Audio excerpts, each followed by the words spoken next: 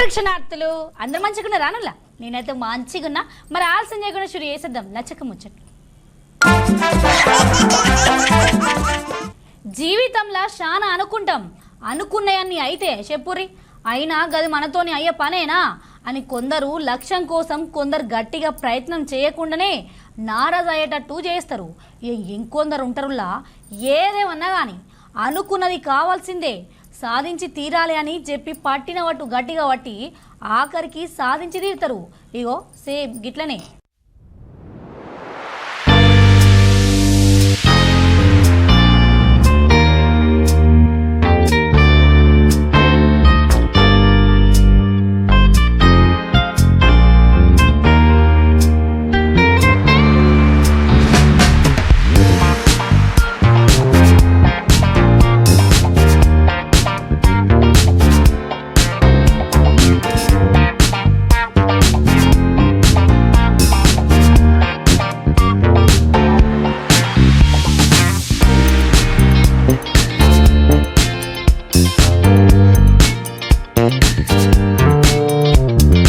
అబ్బాయిలే కాదుల్లో అమ్మాయిలు సుత్తా అప్పుడప్పుడు క్రికెట్లో రాణించవచ్చని నిరూపిస్తుంది. ఇగోగిడ కానొస్తున్న ఈ చెల్లె బ్యాటింగ్ బట్టి మైదానంలో పరుగులు తీసుకుంటా ప్రత్యర్థి జట్టుకు చుక్కలు చూపిస్తుంది.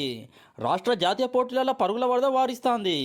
అంతర్జాతీయ క్రికెట్లో సుత్తా అడుగు పెట్టడానికి పగలు రాత్రని తేడా లేకుండా కష్టపడుతుంది చెల్లె.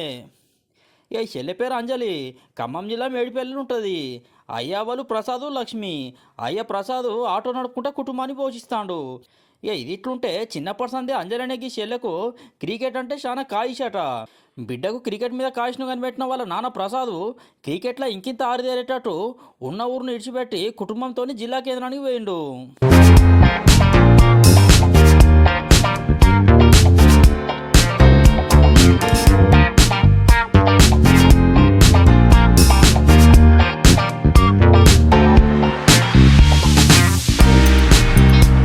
నేను ఫిఫ్త్ నుంచి 10th క్లాస్ వరకు టైకులపల్లి రెసిడెన్షియల్ స్కూల్లో చదువుకున్నాను. అండ్ నాకు క్రికెట్ నేను 8th క్లాస్ నుంచి స్టార్ట్ చేశాను. లైక్ మా కాలేజ్లో ఇద్దరు సీనియర్స్ అక్క వాళ్ళు క్రికెట్ ఆడుతున్నాయి సార్. వాళ్ళు కూడా ఈ నెట్స్ నుంచే వచ్చారు, ఖమ్మం నెట్స్ నుంచి. మమత అక్క అండ్ సునీత అక్క. అక్క వాళ్ళు డైలీ ఆడుతుంటే నేను కూడా వెళ్ళి నార్మల్గా బాల్స్ ఇస్తూ ఉండేదాన్ని. సో అలాగా నాకు క్రికెట్ మీద ఇంట్రెస్ట్ వచ్చింది. ఇక్కడ అక్క వాళ్ళు స్టేడియంకి వచ్చి క్రికెట్ ప్రాక్టీస్ చేస్తున్నప్పుడు మమ్మల్ని కూడా తీసుకొని వచ్చారు. ప్రతి ఒక్క క్రికెట్ ఆట సుతా గల్లీ నుంచేలే షురు అవుతుంది. ఇక ఈ చెల్లె సుతా అట్లనే ఆట మొదలు పెట్టింది. 5 ఏళ్ల వయసు నుంచే అబ్బాయిలతో కలిసి క్రికెట్ ఆడేదట. ఇక జిల్లా కేంద్రానికి వచ్చినాక ఇంకింత సాధన చేస్తూ మొదలు పెట్టింది. 10 ఏళ్ల వయసులో ఉన్నప్పుడే 8 కిలోమీటర్లు నడిచి వచ్చేదట మైదానానికి. 10th క్లాస్లో కమ్మదనం క్రికెట్ అకాడమీ అనే రెసిడెన్షియల్ స్కూల్ అకాడమీస్కి నేను సెలెక్ట్ అయ్యాను. 10thలో నేను అకాడమీకి వెళ్ళి SGF నేషనల్స్ ఆడాను. మమ్మల్ని కూడా ప్రాక్టీస్ తీసుకొని వచ్చినప్పుడు ఇక్కడ మతిన్ సార్ మాకు నా స్కిల్స్ చూసి నా గేమ్ చూసి మమ్మల్ని కమ్మదనం క్రికెట్ అకాడమీకి పంపించారు. ఇంకా అక్కడ కోచెస్ ప్రాక్టీస్ చేయించి అక్కడ నుంచి మ్యాచెస్ ఆడడం స్టార్ట్. నేను గురుకులంలో చదువుకుంటూ గురుకులం అకాడమీస్లోనే ప్రాక్టీస్ చేస్తాను. ఇక క్రికెట్లకి చెల్లెకున్న కాయిష్ను చూసిన ఖమ్మం మహిళా క్రికెట్ అసోసియేషన్ కోచ్ చెల్లెకు ప్రత్యేకంగా శిక్షణ ఇచ్చిండు. ఆర్థిక ఇబ్బందులు ఎదురైన సుత తండ్రి ప్రసాద్ ఆమె ఎన్నంటనే ఉండి ముందుకు నడిపించిండు. ఇక ఇట్లా కొద్ది రోజులలోనే చెల్లె జిల్లా రాష్ట్ర స్థాయి క్రికెట్ పోటీలలో టాలెంట్ను చూపెట్టింది. ఉస్మానియా కాకతీయ యూనివర్సిటీలో మహిళా జట్లకు కెప్టెన్గా సుధా చేసింది. సీనియర్ ఉమెన్స్ వన్ డే టోర్నమెంట్స్కి సెలెక్ట్ అయ్యాను. దాని తర్వాత అండర్-19 HCA ఆడాను. దాంతోపాటు ఇప్పుడు యూనివర్సిటీస్ ఆడాను. 2 universities, all India south zone inter universities ఆడాను. అండ్ రీసెంట్గా కరైకుడిలో జరిగిన ఆల్ ఇండియా యూనివర్సిటీస్లో అండ్ సెంచరీ చేశాను. నేను HCA నుంచి నేను టోటల్గా 5 టోర్నమెంట్స్కి అటెండ్ అయ్యాను. 1 డే డెబ్యూట్ చేశాను సార్. డెబ్యూట్లో స్కోర్ 35 యావరేజ్ స్కోర్ ఉండే సార్. అది స్టార్టింగ్ లెవెల్ నాది. అండ్ ఆఫ్టర్ దట్ నేను ప్రాక్టీస్ చేస్తూ దాని తర్వాత యూనివర్సిటీస్కి వచ్చాను సార్. యూనివర్సిటీస్లో ఆడుతూ యూనివర్సిటీ లాస్ట్ ఇయర్ నేను హాఫ్ సెంచరీ చేశాను సార్. మాది నాకౌట్స్ ఉండే. అండ్ ఈ ఇయర్లో నేను సెంచరీ చేశాను. జాతీయ క్రికెట్ వన్డే పోటీల సుతా సత్తా చాటింది. తెలంగాణ అండర్-19 తరపున సుతా ఆడి టాలెంట్ను చూపెట్టింది. సౌత్ జోన్ యూనివర్సిటీ స్థాయి క్రికెట్ పోటీల సుతా ఆడింది. అయ్యవాళ్ళ ప్రోత్సాహంతో క్రికెట్ పోటీలో రాణించగలిగిన అంటుంది చెల్లె. మా పేరెంట్స్ నాకు లైక్ వాళ్ళు నేను ఈ గేమ్ ఆడతాను అంటే వాళ్ళు నాకు చాలా సపోర్ట్ చేశారు. అండ్ నేను వాళ్ళు నన్ను చాలా కష్టపడి ఈ స్టేజ్కి తీసుకొని వచ్చారు. ఎలాంటి అంటే లైక్ క్రికెట్ ఆడుతుంటే ఎవరైనా అమ్మాయిలు క్రికెట్ ఆడడం ఏంటి అనేది చెప్పకుండా నాకు చాలా ఎంకరేజ్ చేశారు. ఇప్పటికీ నువ్వు ఎక్కడి వరకైనా ఆడు, ఎంత లెవెల్కైనా ఆడు. వాళ్ళ కోరిక ఏంటంటే నేను ఇండియా టీంలో ఆడాలని వాళ్ళ కోరిక. నేను, మా బ్రదర్ అండ్ ఇంకా మా సిస్టర్ వాళ్ళు కూడా స్పోర్ట్స్ ఆడతారు. మా సిస్టర్ వాలీబాల్ ప్లేయర్, మా బ్రదర్ కూడా వాలీబాల్ ప్లేయర్స్. అది ఒక్కటే ఉంది సార్, నాది మా పేరెంట్స్ది. నేను ఇండియాకి ఆడాలి, అది ఒక్కటే గోల్ ఉంది నాకు. ఇండియాకి ఆడి మా పేరెంట్స్కి నేను ఒక మంచి నేమ్ తేవాలి. అంతేకాదు ఈ చెల్లె వాళ్ళ తమ్ముడు అట్లనే అక్కసుత క్రీడలలో రాణిస్తానరట. భారత జట్టుకు ప్రాతినిధ్యం వహించడమే లక్ష్యం అంటాంది. మిథాలీ రాజు లాంటి క్రికెటర్లు ఖమ్మం అసోసియేషన్లో ట్రైనింగ్ తీసుకున్నారని కోచ్ చెప్తాడు. సాధించాలనే తపన, అట్లనే దానికోసం కష్టపడే నైజం, ఇవన్నీ అంజలికి మస్తుగానే ఉన్నాయట. పట్టుదల, అంకిత భావంతో ఉంటుంది.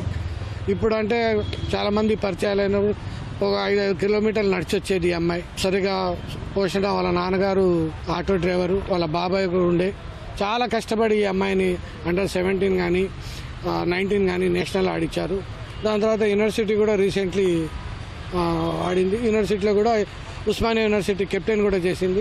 హైదరాబాద్ క్రికెట్ అసోసియేషన్లో చాలా 50 రన్ల కంటే పరుగులు ఎక్కువ చేసింది 5-6 సార్లు. యూనివర్సిటీ లెవెల్లో కూడా 100 పరుగులు చేసింది.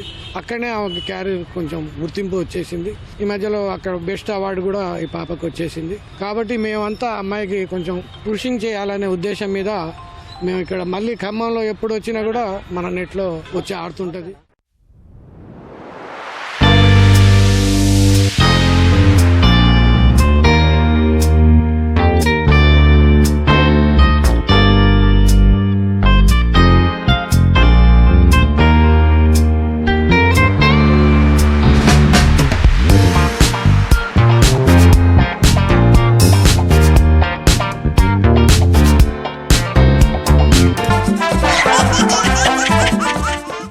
మన పల్లె పాటలు ఇంటంటే మనసు ఎంత ప్రశాంతంగా ఉంటుందిలా. కళకు వయసుతోని సంబంధం లేదంటే ఏందో అనుకుంటాం, కానీ ఈ అవ్వను చూస్తుంటే నిజమే అనిపిస్తుంది.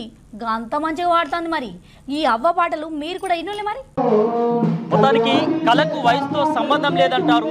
ఆ కళను మరి వ్యక్తపరచడంలో కావచ్చు, ఆ కళను మరి ప్రజలకు అందిస్తూ జనాన్ని జాగృతం చేయడంలో కావచ్చు, ఎంతోమంది కళాకారులు ఉన్నారు. అందులోనూ ఒక అవ్వ కూడా ఈ కార్యక్రమానికి రావడం జరిగింది. అమ్మ, ఎక్కడి నుంచి వచ్చినావు? నీ పేరేంది?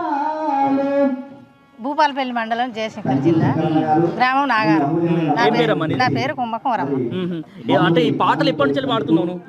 చాలా రోజులు అవుతుంది సార్ నేను పాడబట్టి. జానపద పాటలేనా అన్ని పాడేది? అన్ని జానపద పాటలు, కాలువ పోయిన కాడ, కొయ్య పోయిన కాడ, నాటు పోయిన కాడ అన్ని పాడుకుంటాను. అంటే చిన్నప్పటి సందే పాడేది? చిన్నప్పటి సందే పాడతాను. పాటలు అంటే బాగా ఇష్టం నాకు. అంటే ఇష్టం ఎట్లా కలిగింది పాటల మీద? ఆ కాయసు ఎట్లా పెరిగింది? కాయసు నాటి సంది నేను పాడి వదిలేసిన పాటలే సార్ ఇవన్నీ. ఇప్పుడు గంగవ్వ, కనకవ్వ వాళ్ళు అందరు పాడతారు. వెనకట్లా పాడిన పాటలే? వెనకడ నేను పాడి ఇడిచిపెట్టినాయి. అవి ఇడిచిపెట్టినాయి కదా, అయ్యో ఇవి ముందుకు వస్తాయి. మరి నేను ఇట్లనే ఉంటాను కదా, నాకు రాగం వస్తుంది. మరి ఇంకా 2 సంవత్సరాలు అయితే ఇంత రాగం పోతుంది కదా, ఇంకా ముసలిదాన్ని అయితే అంటే ఎట్లా అవగాహనకు వస్తే పాడతా అని సునీల్ చంద్ర సార్ ఎంబడి పడ్డా నేను. సారు మరి ఏమన్నా ఇట్లే ప్రోగ్రామ్ అయితే నేను అత్త తీసుకపో సారు దయచేసి. మరి నేను ఇక పని చేయలేను, ఇక ఇన్ని రోజుల సంది చేసినా కానీ ఇక చేయలేను, నాకు ఏమన్నా అవకాశం రాకపోతుందా అని చెప్పేసి అందులో కూడా వచ్చాడు దేవుడు మా సారు, దేవుడు మా సారు నవిలియ రాజా, దేవుడు మా సారు నవిలియ రాజా. పాలమ్మ బొమ్మన్నది మా అత్త పైలంగారమ్మన్నది, ఆడికి సందమామ నా స్వామి వన్యకడై వచ్చునా. పెరుగమ్మ బొమ్మన్నది మా అత్త ప్రేమతో రమ్మన్నది, ఆడికి సందమామ నా స్వామి వన్యకడై వచ్చునా. సల్లమ్మ బొమ్మన్నది మా అత్త సల్లంగా రమ్మన్నది, ఆడికి సందమామ నా స్వామి వన్యకడై వచ్చునా. సో చూసిరు కదా ఆ అవ్వ గొంతులో ఎంత మాధుర్యం ఉన్నదో. నిజంగా అచ్చమైనటువంటి ఆ పల్లె పాట అంటే ఇదే, అచ్చమైనటువంటి మన తెలుగు పాట అంటే ఇదే అనేటటువంటి విధంగా ఎంత చక్కగా పాటలు పాడుతుంటారో. ఖచ్చితంగా అంటే కళకు వయసు సంబంధం లేదని చెప్పడానికి ఈ అవ్వని యొక్క నిదర్శనం అని చెప్పుకోవచ్చు. కాంగ్రెస్ పార్టీ అబద్ధాలు చెప్పి అధికారంలోకి వచ్చిందని గరమైండు మాజీ మంత్రి హరీష్ రావు అన్న. 100 రోజులలో ఏ ఒక్క హామీనైనా అమలు చేసిల్లా అని ప్రశ్నిస్తాడు అన్న.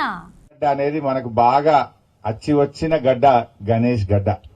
ఎందుకంటే మైపాల్ రెడ్డి గారు 3 సార్లు ఎమ్మెల్యేగా పోటీ చేస్తే 3 సార్లు నేను ఇక్కడికి వచ్చి పూజ చేసి జెండా ఊపిన 3 సార్లు మైపాల్ అన్న ఘన విజయం సాధించిండు. అట్లనే ఇలా వెంకట్రామరెడ్డి గారి వాహనాలకు కూడా గణేష్ గడ్డలో పూజ చేసి వాహనాలకు జెండా ఊపినం. తప్పకుండా మహిపాల్ రెడ్డి బాటలో వెంకట్రామరెడ్డి గారు ఘన విజయం సాధిస్తారనే నమ్మకం నాకున్నది. నిజంగా కూడా మెదక్ పార్లమెంట్ అంటే బీఆర్ఎస్ పార్టీ అడ్డా. ఇది 2004 నుంచి ఇప్పటిదాకా వరుసగా బీఆర్ఎస్ పార్టీ గెలిచింది. ఇది ఎప్పుడు కూడా మనకు ఓటమి లేదు. ఎప్పుడు మెదక్ ఎంపీ ఎన్నిక జరిగిందంటే గులాబీ జెండా పుట్టినప్పటి నుంచి ఈ జెండా ఎగురుతూనే వచ్చింది మెదక్ పార్లమెంట్ మీద. కాంగ్రెస్ ది కూడా అది పాల పొంగు లెక్క అయిపోయింది. గెలిచిండు, ఎంత స్పీడ్ గా గెలిచిందో గంత స్పీడ్ గా తుస్సున కిందికి పోయింది. అది జనాలకు అర్థమైంది. ఎన్నికల ముందు రేవంత్ రెడ్డి గారు నోటితో మాట్లాడిండు, గెలిచినాక ఏమాయా 100 రోజుల్లో హామీలు అంటే నొసటితో వెక్కిరిస్తా ఉన్నాడు. ఒకటన్నా జరిగిందా? బాండ్ పేపర్లు వంచిండు, నోటరీ డాక్యుమెంట్లు ఇచ్చిండ్రు, మొదటి అసెంబ్లీలోనే చట్టబద్ధత తెస్తామన్నారు, ఇది ఏఐసిసి మాట అన్నారు, ఇది రాహుల్ గాంధీ మాట అన్నారు, మాట తప్పమన్నారు. కానీ ఇప్పుడు ముఖం చాటేసిండ్రు. ఒక్కటన్నా అమలైందా? అందరికీ మోసమే. పేదలకు మోసం, మహిళలకు మోసం, రైతులకు మోసం, నిరుద్యోగ యువతకు మోసం, విద్యార్థులకు మోసం. ఒక్కరికైనా 100 రోజుల్లో హామీలు అమలు చేశారా? అక్కా చెల్లెళ్లకు నెలకు 2,500 రూపాయలు ఇస్తామన్నది కాంగ్రెస్. కానీ ఇవాళ 2,500 ఒక్కరికి కూడా రాలే. 100 రోజుల్లో ఇస్తామన్నారు, ఇవాళకి 120 రోజులైంది.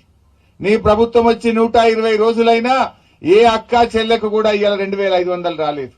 అంటే ఈ రాష్ట్రంలో 18 ఏళ్లు నిండిన మహిళలకు 1,42,00,000 మంది మహిళలకు ఒక్కొక్కరికి 10,000 రూపాయలు కాంగ్రెస్ పార్టీ బాకీ పడ్డది. ఇవాళ మీరు పార్లమెంట్ ఎన్నికల్లో మహిళల ఓటు అడగాలంటే మీరు 10,000 రూపాయలు చెల్లించినాకనే అక్కా చెల్లెల ఓటు అడిగే హక్కు ఈ కాంగ్రెస్ పార్టీకి ఉంటుందని మనం చేస్తా ఉన్నా.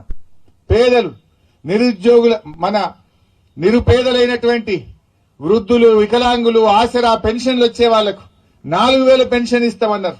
డిసెంబర్లోనే ఇస్తా అని చెప్పింది ఎలక్షన్ల ముందు. అవ్వాని పెన్షన్ ఎంత అంటే 2,000 అన్నది ఒక అవ్వ. ఇక డిసెంబర్కి వెళ్ళి 4,000 ఇస్తాం, నీ మన్మడొచ్చి కాళ్ళొత్తుతాడు అన్నాడు అందంగా రేవంత్ రెడ్డి. మరి ఇప్పుడు మన్మడేడవా, నీ 4,000 ఏడవా? ఇప్పుడు 4 నెలలే. ఇవాళ రాష్ట్రంలో 42,80,000 మందికి ఆసరా పెన్షన్లు వస్తాయి.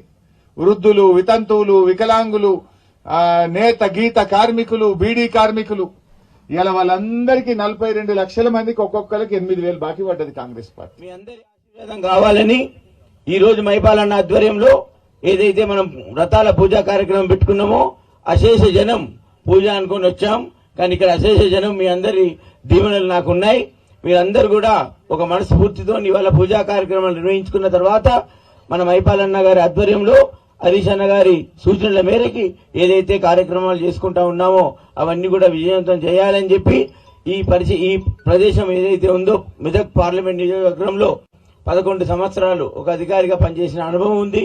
మీ అందరిలో కలిసి, మీ అందరి పరిచయంతో కలిసి మీ దీవెనలు నాకు ఉండాలని చెప్పి, అదేవిధంగా ఎక్కడి నుంచి అయితే ఒక సీనియర్ ఐఏఎస్ అధికారిగా పనిచేశానో ఆ ప్రాంతం పూర్తిగా అవసరాలు తెలిసిన వ్యక్తిగా ఎంపీగా ఎన్నికైతే మీ అందరి సేవలో నన్ను ఉంచుకోవాలని చెప్పేస్తూ మీరందరి దీవెనలు నాకు ఉండాలని చెప్తూ చూసి రానుల్లా గివి మరి అట్లా లచ్చక ముచ్చట్లు. ఇంకొన్ని ముచ్చట్లతో మళ్ళీ కలుస్తా. అంతవరకుంటే మరి